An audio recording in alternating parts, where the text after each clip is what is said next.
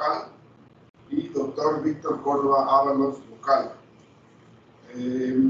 Hay una participación de la doctora María del Carmen Álvarez Ávila, el sinodal interno. Firma el doctor Juan Antonio Villanueva Jiménez, por lo que podemos comenzar. Te vamos a dar 40 minutos de exposición y después una serie de preguntas, si así lo desean los asesores, ¿no? Entonces, cuando gustes, Sonia. Gracias.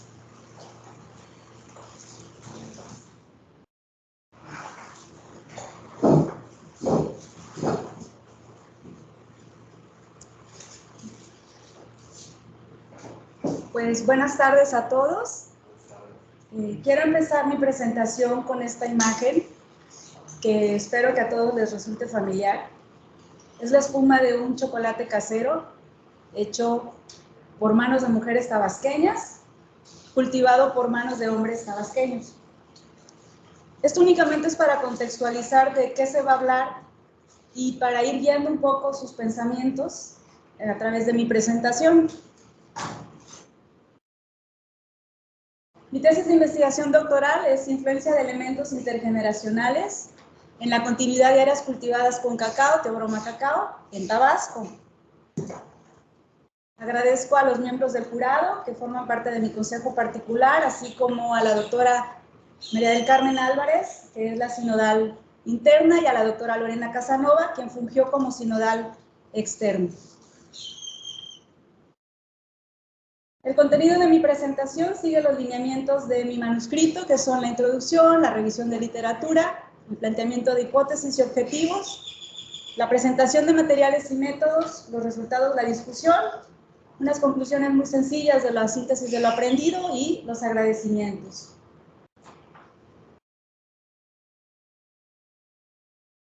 Cacao. El cacao es un cultivo que se ha registrado en México hace por lo menos 500 años, cuando los invasores españoles, cuando los españoles llegaron a México, ya se cultivaba en el sureste de nuestro país. Las principales regiones productoras, Tabasco y Chiapas, hasta el día de hoy, junto con otros estados que han ido emergiendo como Oaxaca, Guerrero, Nayarit, se sigue cultivando en nuestro territorio nacional y, sin embargo, el mercado nacional no es abastecido con nuestra producción interna. El 60% del cacao que circula en el mercado nacional procede de Ecuador principalmente. Tabasco, este es un cultivo emblemático, pertenece como un elemento representativo y fundamental de la dieta de los tabasqueños. Somos el primer productor nacional con más del 60% históricamente. Y cuando digo históricamente no me refiero a las últimas décadas, me refiero a que históricamente desde que hace 500 años se registró que ya se cultivaba cacao en nuestro estado. Yo soy tabasqueña, quiero puntualizarlo, y cuando digo nuestro estado, por eso es que digo que somos, porque yo soy tabasqueña. Específicamente en Tabasco es el tercer cultivo con mayor superficie sembrada. Dentro del sector agropecuario, Tabasco y el cacao no destaca por la producción de cacao, simplemente por ganadería. El suelo del campo tabasqueño es eminentemente ganadero y el cacao ocupa poco más del 5% de la superficie cultivada. En cuanto a eficiencia, tampoco es un cultivo energético. Quiere decir que la cantidad de dinero que se invierte en una hectárea de cacao, pues no llega a producir más que aproximadamente 0.64% de lo que está aportando, ¿sí? Tenemos cultivos mucho más eficientes, como la papaya y el plátano, la caña de azúcar, pero quiero enfatizar que estos cultivos son monocultivos principalmente y además que requieren grandes inversiones de insumos agrícolas, a diferencia del cacao, que una vez que se establece la plantación, se encuentra en un policultivo con árboles, frutales, maderables, hierbas, se tienen animales sueltos, Es decir, no necesita la atención permanente, diaria y constante del productor, a diferencia de los otros cultivos que sí son pues mucho más eficientes. El cacao es un cultivo que se ha llevado a cabo en Tabasco desde hace generaciones. Las generaciones que vemos ahora son hijos, nietos, bisnietos, tataranietos, hasta donde la memoria les da, de cacauteros. Hombres y mujeres que se han dedicado a este cultivo y que han ido reproduciéndolo, les repito, desde hace 500 años por lo menos. El fenómeno que se observó cuando yo ingresé hace 5 años al doctorado fue que la producción de cacao en Tabasco se había mantenido en una superficie cultivada de aproximadamente 60,000 hectáreas. Sin embargo, en el año 2005 se presentó en México una epidemia fúngica por moniliasis que provocó la devastación del 30% de las áreas cultivadas. Sin embargo, durante 15 años se mantuvo la extensión en aproximadamente 40,000 hectáreas. Este fenómeno fue observado y fue el que orilló la investigación doctoral. Como un dato complementario, más no parte de esta investigación, en el ciclo anterior, 2020-2021, se observó una nueva reducción de aproximadamente el 16% de aquella superficie que se había mantenido constante durante 15 años aproximadamente. Para poder abordar el fenómeno observado, primeramente se detectó cuáles eran las limitantes del sector cacautero y lo que se encontró fue que antes de la epidemia de moniliasis, el sector ya se encontraba enfrentando serios problemas fitosanitarios, políticos, de organización, económicos, por supuesto, pero sin embargo después de la moniliasis se dispararon las investigaciones abocadas precisamente a ver cuál era la problemática que se estaba enfrentando y emergieron pues, muchísimas causas más. La avanzada de los productores constantemente ha sido señalada como un problema porque son ellos los conocedores del saber ser cacautero y con la pérdida de sus conocimientos pues empieza a erosionar el cómo continuar con el cultivo. Nuevamente, como dato complementario, para el 2021 pasamos de 40,000 a 34,000 hectáreas en tan solo un ciclo. Hasta el momento las políticas públicas han sido señaladas como la posible causa, pero les repito, no es parte de esta investigación, pero es importante mantener ese dato en la mira porque significa que después de haber estado amenazado el cultivo y durante 15 años sostenerse la cantidad, la misma extensión cultivada, nuevamente el cultivo se enfrenta a una amenaza. Para poder abordar el problema de investigación, me aboqué a un marco teórico que permitió darle estructura y darle una perspectiva a la investigación. El programa de agroecosistemas tropicales, como objeto, tener al agroecosistema como objeto de estudio, bueno, se está pegando a una corriente epistemológica galileana que lo que busca es el entender el cómo para poder dominar la naturaleza como usufructuarios que somos de ella. La teoría general de los sistemas, de la cual emerge el concepto de agroecosistema, tiene una perspectiva holística, integradora, en la que se manejan la organización de los niveles y, sobre todo, se plantea que los sistemas son, ante todo, abstracciones. Finalmente, la teoría que elegí para poder abordar el fenómeno observado fue la teoría de los sistemas sociales, que tiene sus raíces en la sociología de la mano del sociólogo Niklas Luhmann. Los postulados de esta teoría hablan de que la sociedad, uno, es un sistema, pero no es un conjunto de individuos. La revolucionaria teoría de los sistemas sociales de Luhmann contraviene las teorías sociológicas que dicen que la sociedad es un conjunto de individuos. A diferencia de estas, Luhmann lo que propone es que es la comunicación lo que nos vuelve seres sociales. No somos sociedad hasta que no nos comunicamos, hasta que tú y yo y ustedes y los demás no se comunican. Sin comunicación no hay sociedad, no hay social. La acción es individual, la sociedad es comunicación colectiva. Para entender algunos de estos conceptos, bueno, el agroecosistema con cacao es un sistema y como sistema es una abstracción. ¿Qué quiere decir esto? El agroecosistema no es un objeto, no es una cosa, es una cosa, un objeto, al que nosotros hemos definido y al que nosotros hemos elegido con nuestro andamiaje teórico comprender, entender, abordar como una abstracción, como un concepto. En él se llevan a cabo diferentes tipos de relaciones, de interacciones, les repito, alter y ego, tú y yo y los demás, de productor a productor, de hijo a padre, de vecino a vecina.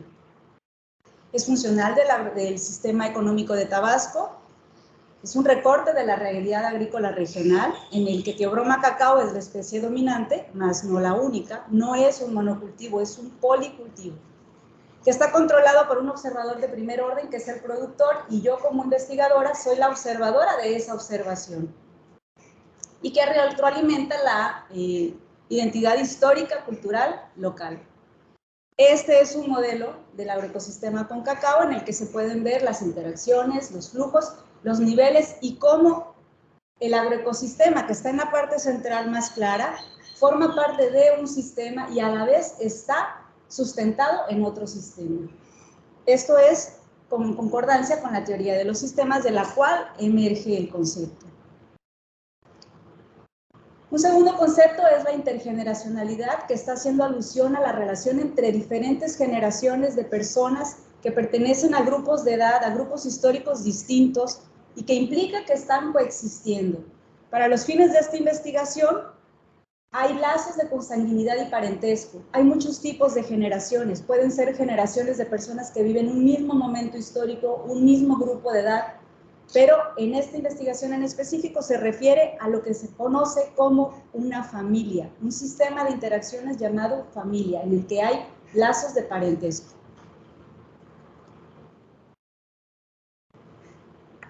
Otro concepto que voy a manejar y que van a escuchar en mi presentación es la reproducción del sistema social. Esto está pegado a los lineamientos de la teoría de los sistemas sociales, que tomó de la biología el concepto de autopoiesis para explicar cómo los sistemas sociales se están reproduciendo. A la derecha pueden observar que hay tres tipos de sistemas: biológico, psíquico y social. Recuerden que formamos parte de un sistema y a la vez estamos formados por sistemas. Nosotros como seres humanos somos sistemas biológicos que reproducimos células. Nuestras células solo pueden reproducirse entre ellas.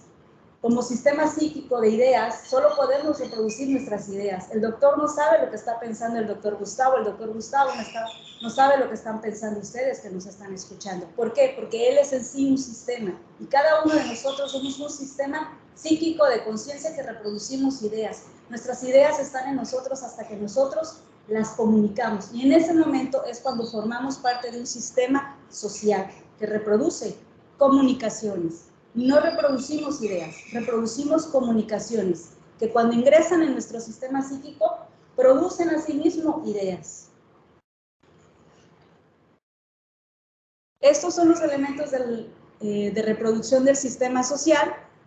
Formamos parte de un sistema biofísico, somos un sistema de conciencia, pero eso pertenece a nuestro entorno. Como sistema social, solo reproducimos comunicaciones, que es lo que está ocurriendo en color azul. Las flechas azules lo que están indicando es que es un proceso dinámico y reiterado, ocurre una y otra vez. A partir de una comunicación se generan otras comunicaciones, y cada una de ellas sucede entre dos personas. Se necesitan dos personas para hacer comunicación y se necesitan dos personas para hacer sociedad. Y esas dos personas no tienen que estar una junto a la otra.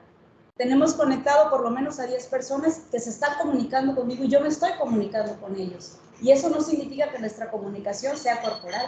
Ellos no saben cómo estoy moviéndome, ellos no saben cómo estoy vestida, pero sí están pensando en cacao, sí están pensando en chocolate y sí está repercutiendo en su cabeza lo que yo estoy diciendo porque me están escuchando.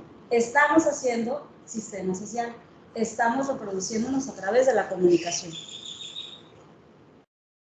Específicamente en el agroecosistema con cacao, tenemos otros sistemas en el entorno. En el sistema funcional económico, pues está el mercado, los compradores, están los proveedores, están otros productores de otros cultivos. En un sistema los sistemas de conciencia del entorno son precisamente las cadenas productivas y todas las personas que están formando parte de ellas, y en el sistema biofísico específicamente, pues el entorno ambiental donde se está cultivando el cacao. En azul tenemos precisamente esa autopoiesis, esa reproducción, esa comunicación del modelo anterior. Todo lo que pasa en el modelo anterior ocurre entre dos personas, y es eso que está en la parte central, entre el propietario y sus descendientes, porque esa es la unidad familiar del agroecosistema con cacao. Lo que está ocurriendo al interior de la unidad de producción, lo que se está comunicando, esa es la relación intergeneracional, esa es la comunicación intergeneracional al interior de la unidad de producción del agroecosistema con cacao. Esta fotografía de un taller sobre relevo generacional, esta es una muestra precisamente, como ahora estamos todos reunidos, de lo que es la autopoiesis, de lo que es la reproducción del sistema social. Una vez abordado teóricamente el fenómeno observado, consultadas las referencias geográficas, se detecta un vacío de conocimiento apegado a ese marco teórico. Hay una problemática multifactorial del sector cacautero. Tenemos un cultivo que se encuentra amenazado, la superficie se encuentra comprometida, y desde el abordaje de la teoría de los sistemas sociales, teniendo la comunicación como el mecanismo de reproducción, los vacíos de conocimiento que se detectan es que hay un empeño del productor por seguir cultivando cacao, a pesar de la problemática que pudiera enfrentar personalmente, por no hablar del sector, y sigue continuándose el cacao. Y la pregunta, el vacío que emerge también es cómo se realiza esa reproducción dentro del agroecosistema con cacao y cuáles son los elementos que están influyendo en esa reproducción, que están permitiendo que a pesar de la problemática se siga cultivando el cacao. El problema general de investigación entonces es cuál es el orden de influencia de los elementos que están influyendo en la reproducción social de los agroecosistemas con cacao en Tabasco.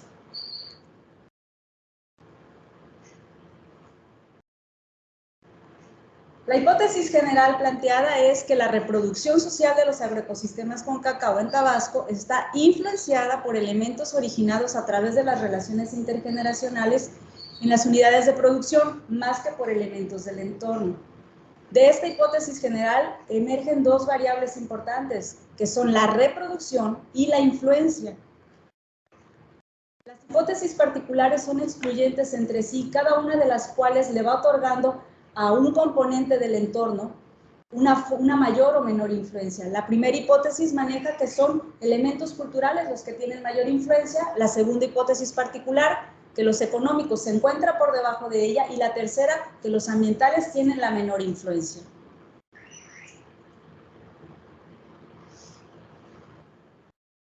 El objetivo general de la investigación fue determinar la influencia de elementos culturales, económicos y ambientales transmitidos intergeneracionalmente en la continuidad de áreas cultivadas con cacao en Tabasco.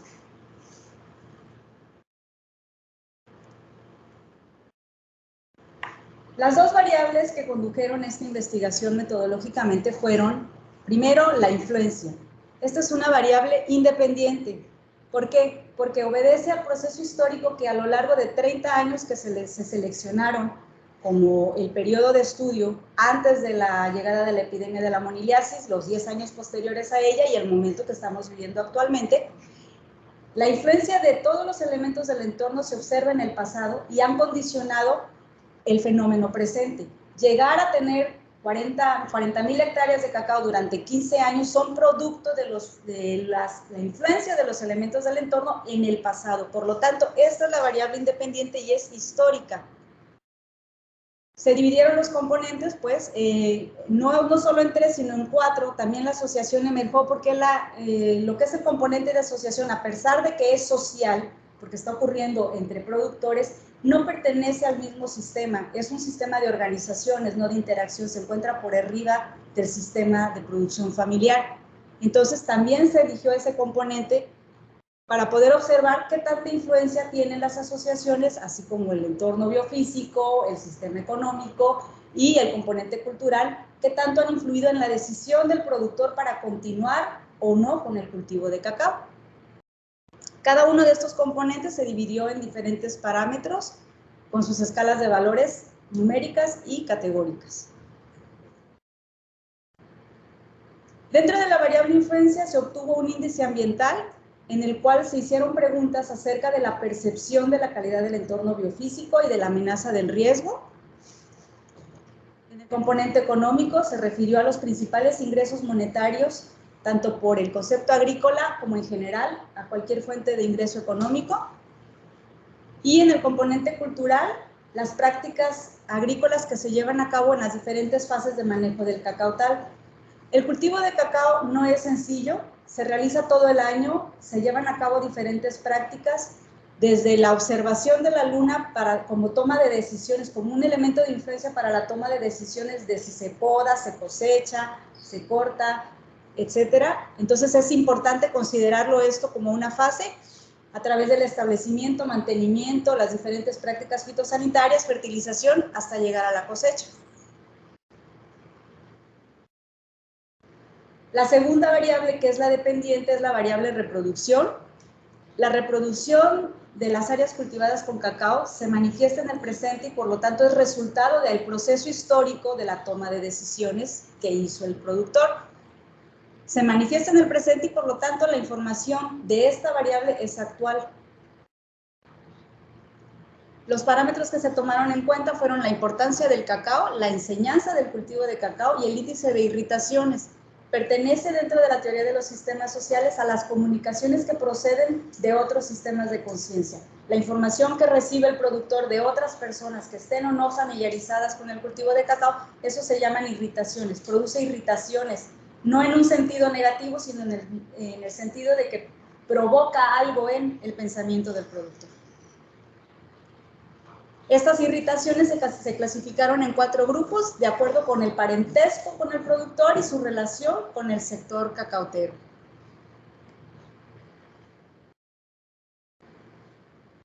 Para la obtención de los índices se realizó primero un valor ponderado por divisiones. Cada uno de los componentes tiene un número diferente de divisiones, el ambiental 2, el económico 2, el tecnológico 7, el de irritaciones 4, y cada una de estas divisiones equivale a un componente que se utilizó estadísticamente para realizar un análisis factorial. Se obtuvo el índice por productor por cada una de las décadas, excepto para el índice de irritaciones, que les repito, es información actual.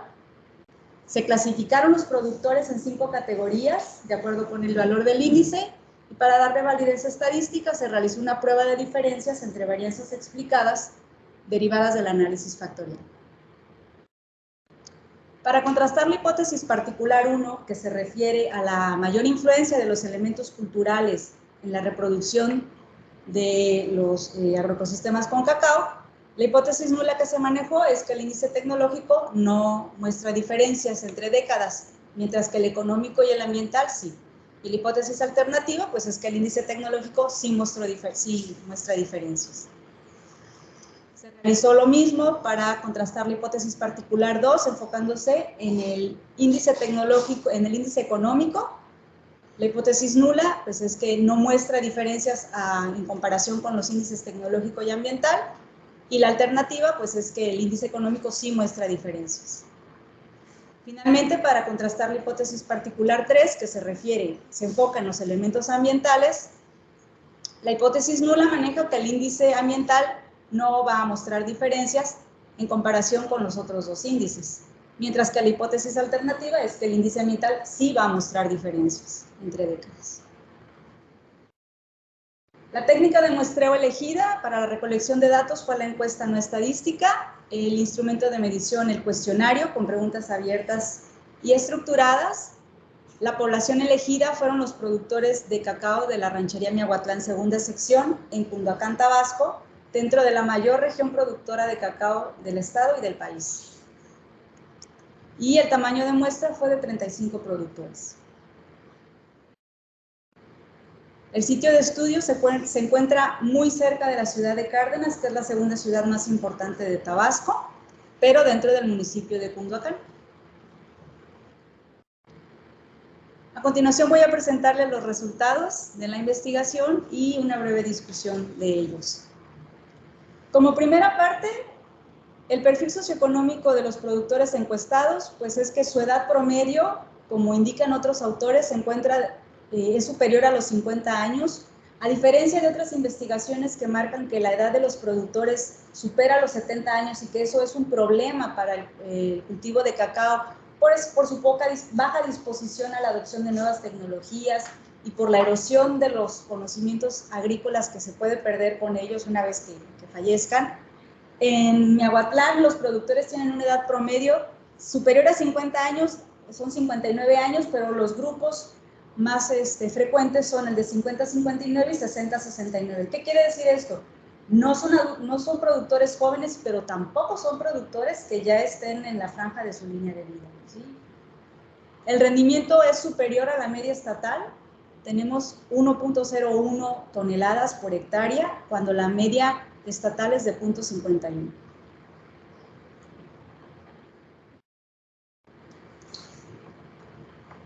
Bueno, el componente ambiental, en el índice ambiental, en esta gráfica lo que se está mostrando son en las 3 décadas cómo ha variado la percepción del entorno biofísico. Esta gráfica, así a simple vista, nos está mostrando, bueno, que hay una mayor concentración en los valores más altos que en los menores, pero para darle validez estadística, lo que se observó es que entre décadas sí fue cambiando la percepción del entorno y fue cambiando negativamente.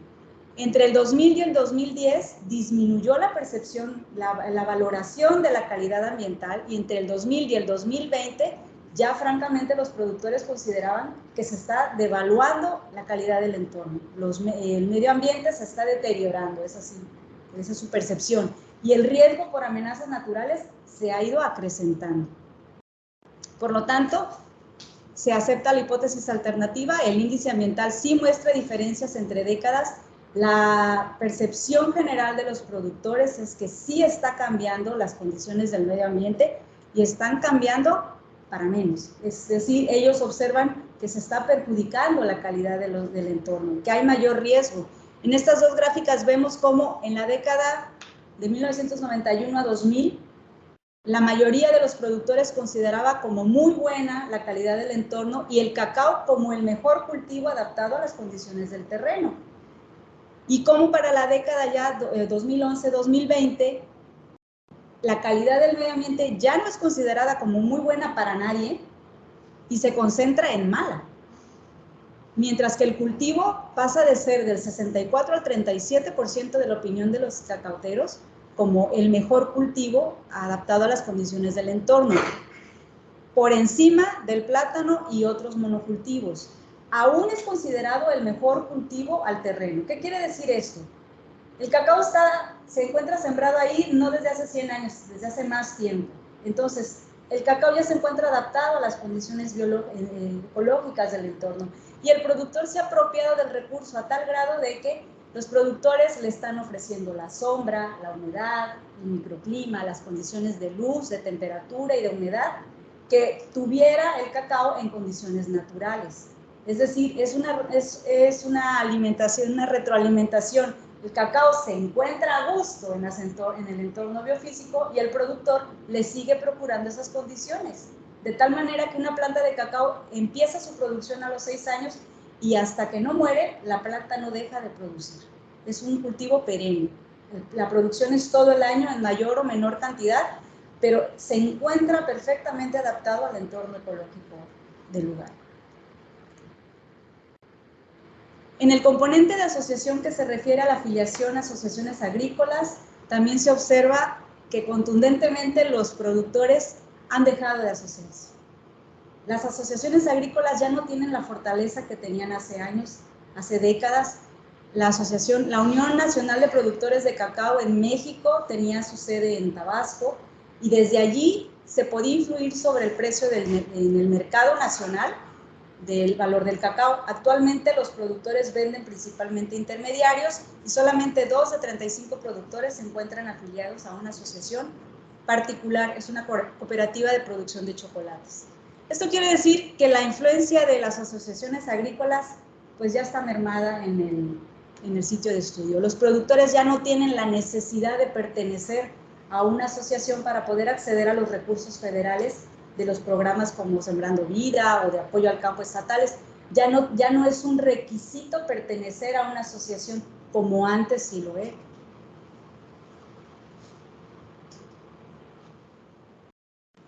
En el componente económico, igualmente vemos que el índice en la década 1991-2000, que es la azul, la mayoría de los productores se concentraba en la categoría más alta, a diferencia de las décadas siguientes, en las cuales los productores se concentran en las categorías más bajas. Sin embargo, estadísticamente no se encontraron diferencias entre décadas, por lo cual no se rechaza la hipótesis nula. El índice económico no muestra diferencias entre décadas.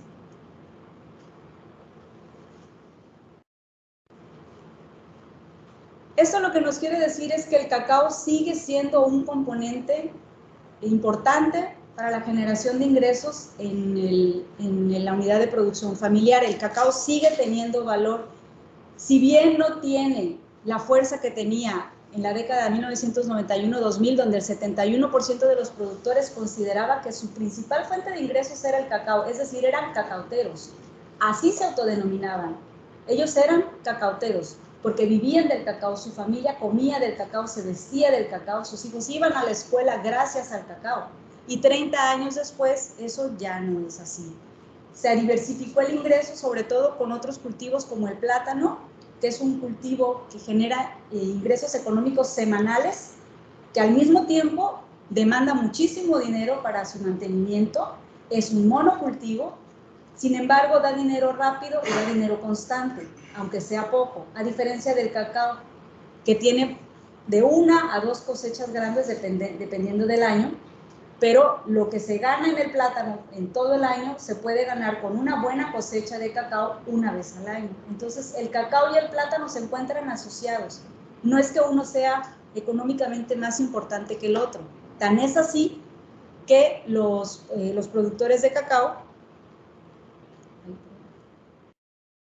siguen considerando al cacao como una fuente importante de ingresos, aunque no la única. Si fuese que otros cultivos fueran más importantes, entonces uno diría, bueno, pues vamos a cortar todo el cacao y vamos a sembrar plátano o vamos a sembrar pasto para las vacas porque da muchísimo más dinero. No es así. El cacao no ha desaparecido como una fuente importante de ingresos para los productores. En el componente cultural, el índice tecnológico lo que está marcando es que, nuevamente, hace 30 años, el cacao se concentraba sobre todo en las categorías más altas, a diferencia de las 2 décadas siguientes.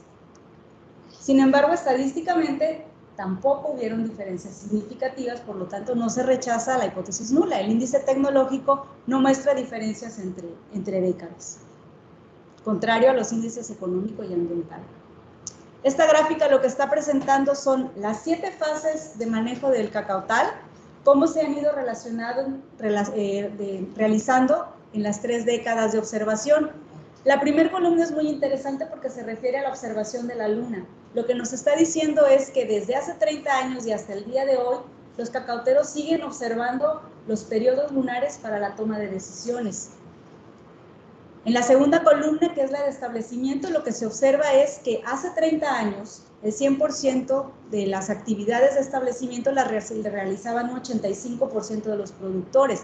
Había muchos productores que estaban estableciendo plantaciones nuevas y actualmente, pues solamente unos cuantos están estableciendo nuevas plantaciones. Esto se debe precisamente a que el cacao, como les comenté, es un cultivo que una vez que se establece empieza a producir y no es necesario estar replantando nuevas plantas o cortando. Es un cultivo perenne. Muchos productores incluso lo dejan semiabandonado y regresan únicamente a cosechar, precisamente porque no tienen los requerimientos de atención que otros cultivos.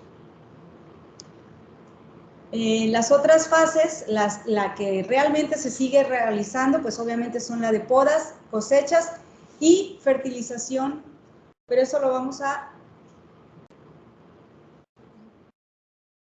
observar mejor en esta gráfica, que es la del índice tecnológico, que a mayores valores del índice, las prácticas que más se realizan son precisamente establecimiento, mantenimiento y podas. Son las prácticas que han tenido más variaciones a lo largo de 30 años.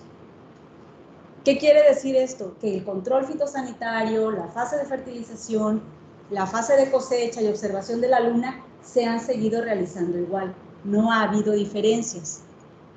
Todas las fases se realizan a lo largo de las 3 décadas de observación.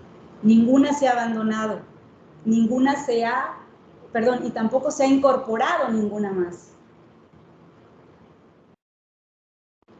Dentro del componente cultural, la edad de aprendizaje del cacao nos dice que el 66% de los productores pues aprendieron antes de los 10 años y más del 90% aprendió de sus padres, algunos de sus abuelos, y pues es muy poca la gente que no aprendió de nadie, que fue autodidacta.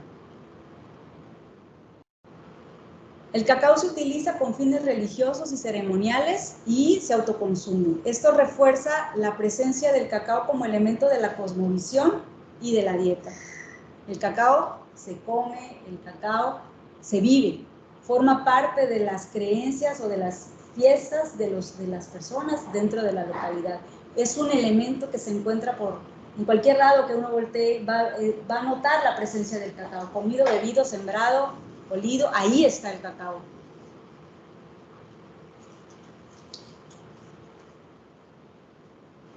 Pasando ya a la variable dependiente, que es la reproducción, lo que observamos es que los productores desde el plano racional consideran que el cacao es el más importante de los cultivos a simplemente el importante.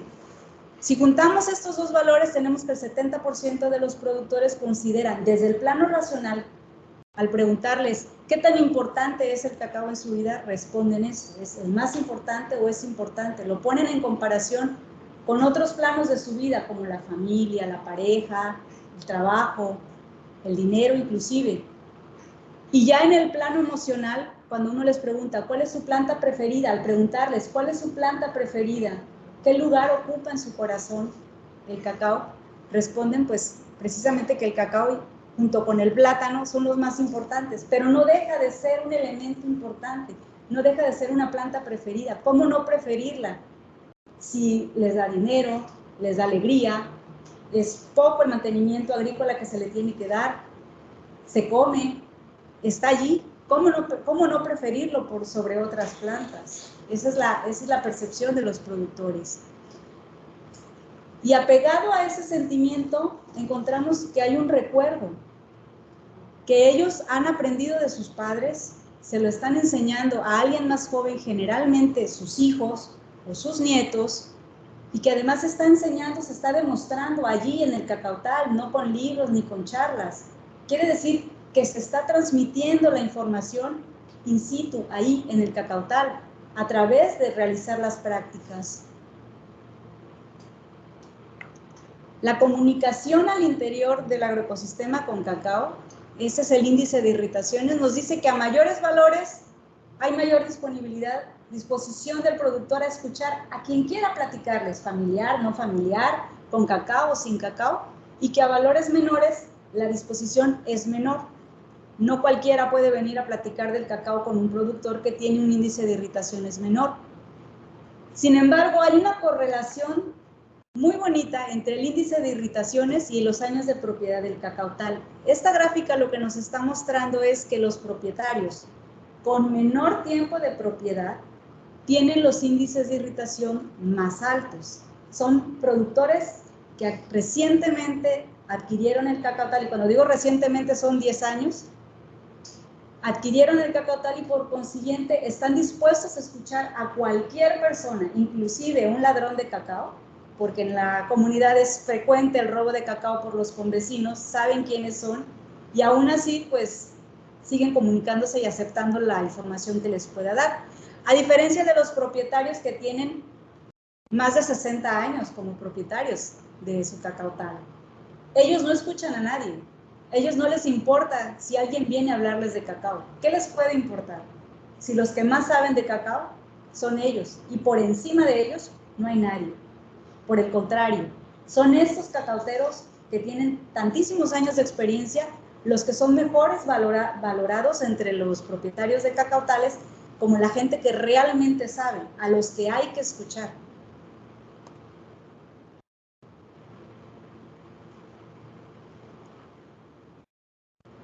A manera de síntesis, En el componente ambiental, en 30 años, los productores perciben un declive de la calidad de los elementos del entorno biofísico.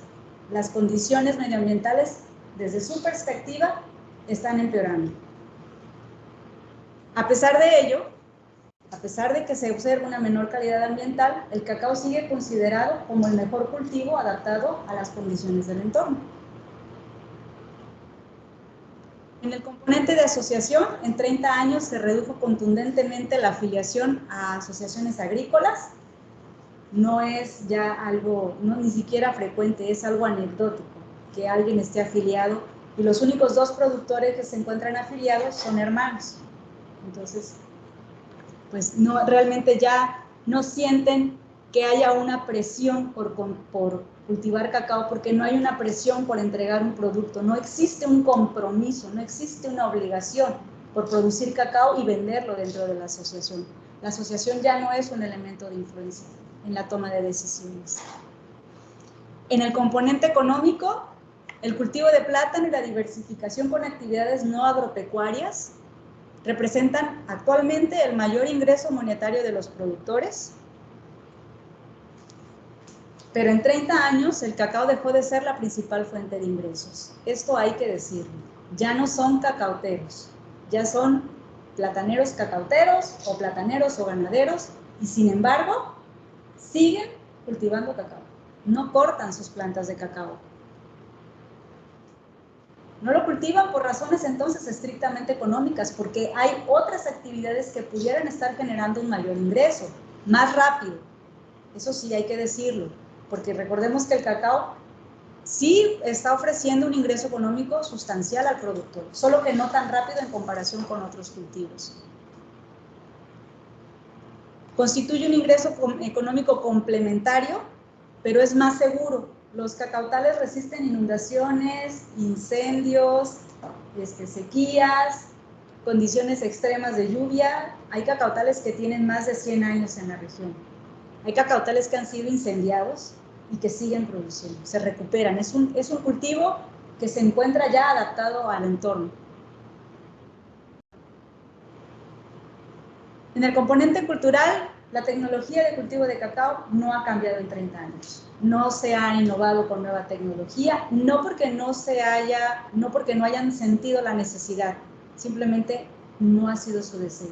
Los programas federales los han visitado, existen manuales del cacao, se les ha llevado pláticas, simplemente ellos, los productores, han elegido no cambiar la manera de cultivar cacao. Así aprendieron y así están enseñando. Esta repetición a través del tiempo, entre generaciones, que se está manteniendo, permite que sigan abonando a la memoria colectiva local. Así se siembra aquí cacao. Esa fue la respuesta que me dio uno de los productores. Yo soy cacautero porque no sé hacer otra cosa. Eso era mi padre, eso era mi abuelo.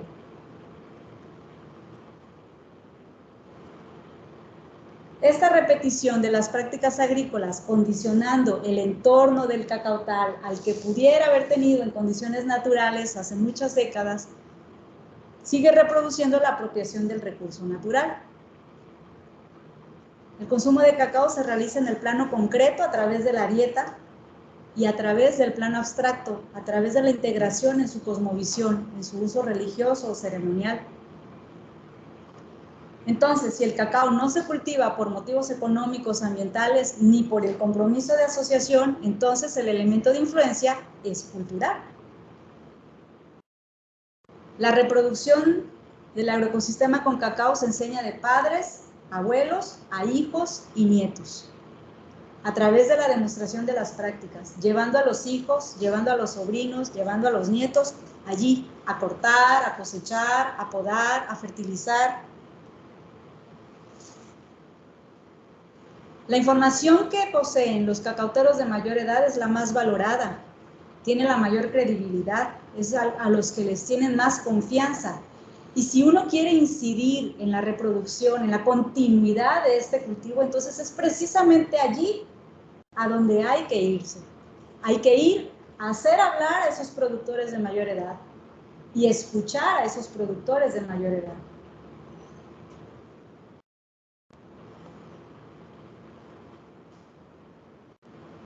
Como conclusión general, el cultivo de cacao se realiza por influencia de un elemento cultural. Esta distinción se está comunicando dentro de la familia de generaciones anteriores a posteriores. Por lo tanto, el agroecosistema con cacao se está reproduciendo autopoieticamente a través de las relaciones intergeneracionales en la unidad de producción.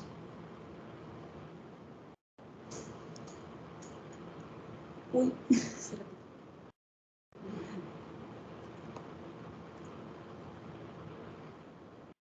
En este momento se está llevando a cabo la fiesta del cacao en Miahuatlán, Tabasco. Esta es una evidencia de que el cacao se sigue reproduciendo. Ahorita mismo, en la localidad donde yo realicé mi encuesta, el cacao se está reproduciendo, el cultivo de cacao se está reproduciendo. Y esta es la muestra más clara de que no es tanto por un elemento de influencia ambiental o de asociación económica, sino cultural.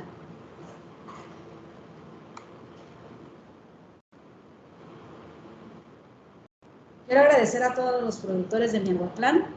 Ellos hicieron mi investigación posible, permitiéndome entrar a sus casas, permitiendo comunicar su voz a los miembros de mi consejo particular, a mi jurado, al personal del campus y pues al Consejo Nacional de Ciencia y Tecnología por la beca que me fue asignada, pero sobre todo a ustedes por su atención, por escuchar la culminación de estos 5 años de formación. Gracias.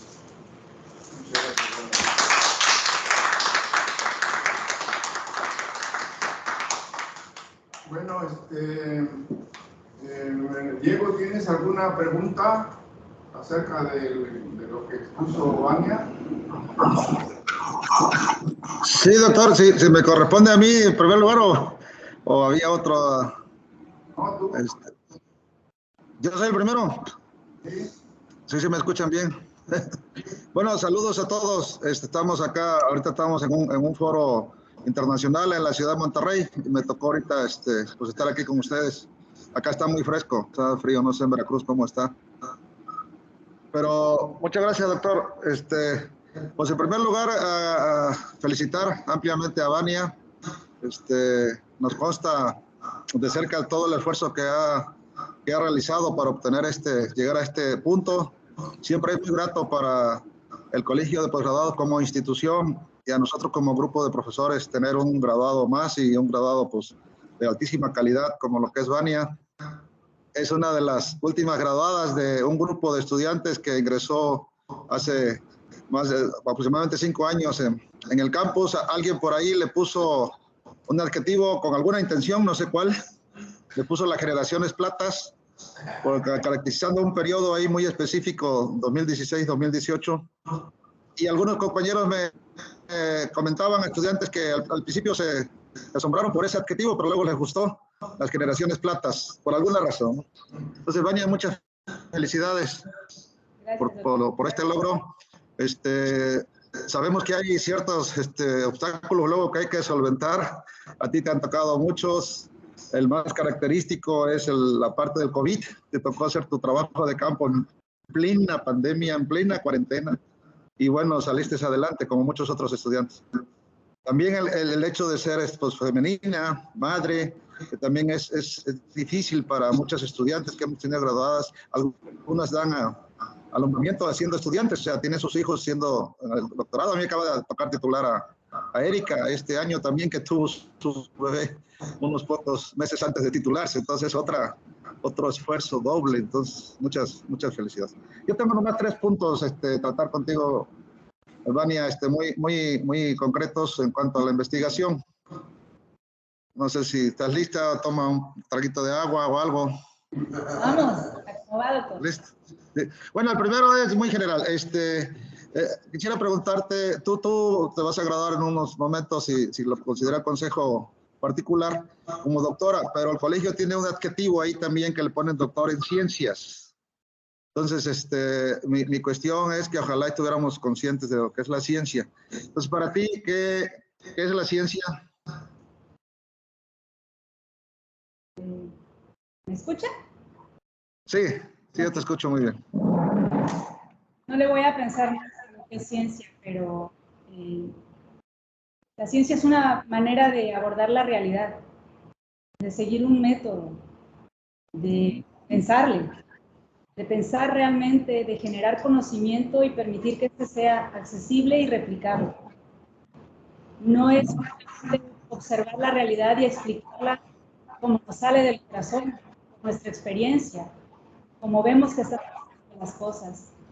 Para que una investigación pueda ser considerada como científica, para poder pertenecer a la ciencia, tiene que tener un andamiaje, tiene que tener una estructura teórica. Tenemos que tomar en cuenta lo que otros han visto y entonces hacerlo nuevo, pero nutrirnos, hacerlo replicable, con la humildad de que lo que estamos haciendo sigue pasos.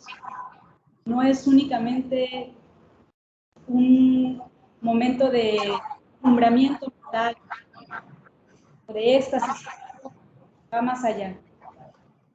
Entonces, tener una estructura en nuestros pensamientos, complementarnos con esa voz y replicarlo. Eso es hacer ciencia. Muy bien, comentaste lo que es la ciencia y algunas características, y yo creo que está por la línea de lo que es. Y es muy amplia, ¿no? Ya la ciencia tiene muchas características, hay muchas ciencias, digamos. Pero me comentaste, ¿cuál es si repites, lo dijiste, pero repite, ¿cuál es la columna vertebral de la ciencia? ¿Qué es lo que te determina que la generación de un conocimiento científico? Porque tenemos dos, digamos, yo mi curso de filosofía de la ciencia divido en dos grandes grupos los conocimientos. Uno, los empíricos, los que se adquieren por la experiencia, ahí como los cacauteros, y otros los científicos, que se crean a través de un qué. ¿Lo comentaste? No lo sé, pero quiero agregar algo a lo que dije. Ajá. Para que hagamos ciencia tenemos que dividir entre lo dóxico y lo epistémico. Y los cacauteros viven en un mundo dóxico, en un mundo en lo que está sucediendo es el día a día, sin saber muchas veces por qué lo estoy haciendo, por qué veo la luna y decido cortar el cacao. No lo sé, porque así me lo enseñaron, es empírico. Ese conocimiento, ¿cómo se llama? Lo acabas de decir. Empírico. Empírico. O sea, la agricultura es una actividad empírica que tiene 5.000 años. La ciencia no tiene 300, 400 años máximo. Entonces, muchas actividades productivas existían mucho antes que la ciencia, entonces son conocimientos empíricos. ¿Qué se necesita para que sea conocimiento científico? Para ser racional. Para que sea científico tiene que pasar de empírico a ser racional. Y tenemos que pasar a que sea epistémico, que no ocurra tanto con los sentidos, sino que ocurra con los pensamientos. La parte racional. La parte racional. Que sea epistémico. Tú dices al principio de la definición de ciencia, necesitas un método. Científico. La ciencia, el conocimiento científico se adquiere a través de un método y eso es lo que lo define la ciencia y un montón de características más que es muy difícil entrarle ahorita, pero son que sea replicable, que sea independientemente del sujeto de que se observa, etcétera, etcétera. Pero ahora mi pregunta, con tu trabajo, ¿cómo aplicaste el método científico en tu tesis o si crees que tu tesis es científica? ¿O lo que hiciste o por qué crees que es científica? Mi tesis no fue científica un año, porque a mí me conducía el amor a mi tierra, me conducía el amor a mis recuerdos y me faltaba el andamiaje teórico.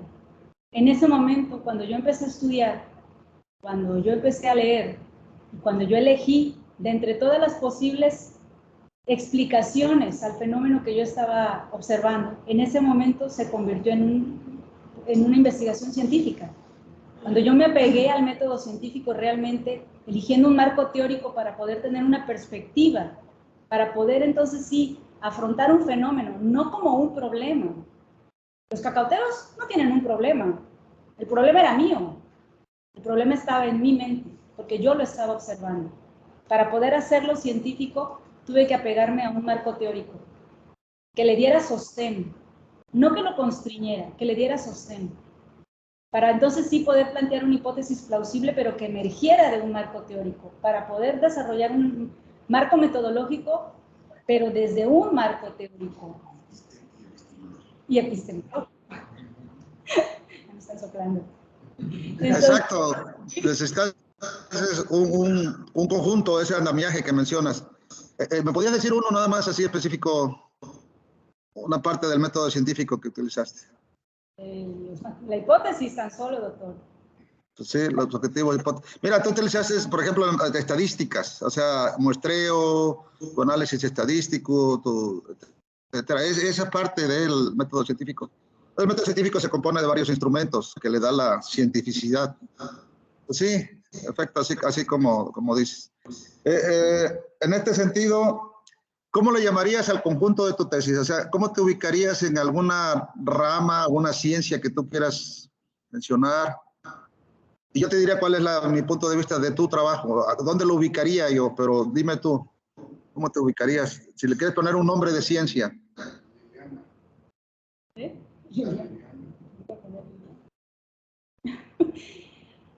Pues mire, precisamente por el marco teórico del cual se derivó todo el proceso metodológico, estadístico, todo pertenece a un marco teórico. Entonces, creo que lo más sensato es decir que mi investigación pertenece a la teoría de los sistemas sociales. A pesar de que yo no utilicé tan frecuentemente la palabra autopoiesis, que es sinónimo de esa teoría, yo quise ir un paso más allá, hacer una investigación en la cual la palabra autopoiesis fuera muy poco mencionada, precisamente para avanzar en la frontera del conocimiento de la teoría de los sistemas sociales. Después de la teoría de los sistemas sociales de Luhmann, hemos visto la teoría de los sistemas socioecológicos, por mencionar alguno, pero yo creo que no llego hasta ahí. No me aventuraría yo a encasillar mi investigación hasta ahí. No son sistemas socioecológicos porque no estoy viendo sistemas socioecológicos, estoy viendo sistemas sociales autopoéticos que se reproducen con sus características interiores a imagen y semejanza, pero incorporando elementos del entorno, bajo la influencia del entorno. Exacto, mira, al hablar de sistemas, la teoría de sistemas todavía no se fundamenta como sigue siendo teoría, o sea, necesita leyes, pero está en formación. Puede ser que en algún momento tengamos la capacidad de hacer leyes que nos terminen la aproximación sistémica. Mira, yo de mi punto de vista, yo lo ubicaría en la parte, porque tú tocaste de fondo la parte cultural, y ahorita voy a comentar algunas cosas. Entonces, la parte cultural es la antropología social. Ya se está fundamentando un poco más de ciencia y tú hiciste, para mí, que yo le podría poner así como muy a grosso modo, que yo sé que está grosero porque se te reduce mucho, tu trabajo fue mucho más amplio. Pero por decir un nombre, diría yo antropología social, porque la parte cultural, trataste la parte cultural. Pero bueno, así lo dejamos. Entonces, ahí está muy bien, o sea, todo el enfoque que llevaste. Tú tomas un problema muy fuerte, que es el problema fundamental de toda la ciencia y toda la filosofía. Es el problema fundamental de la filosofía, que es la parte del ser y la conciencia, que es primero la conciencia o el ser y la conciencia. Es dos corrientes que no tiene solución, y tú lo consideras y lo llevas a un sistema agroecosistema y a un punto específico que es la producción de cacao. Fíjate lo que tú tomas. Tú tomas la posición de Hegel en la parte de que la cultura, el pensamiento, determina la parte material, la parte de la forma de producir, de vivir. Marx luego dice lo contrario. Es la parte de cómo vives, la parte material, la parte productiva, lo que te hace cómo pensar. Y ya.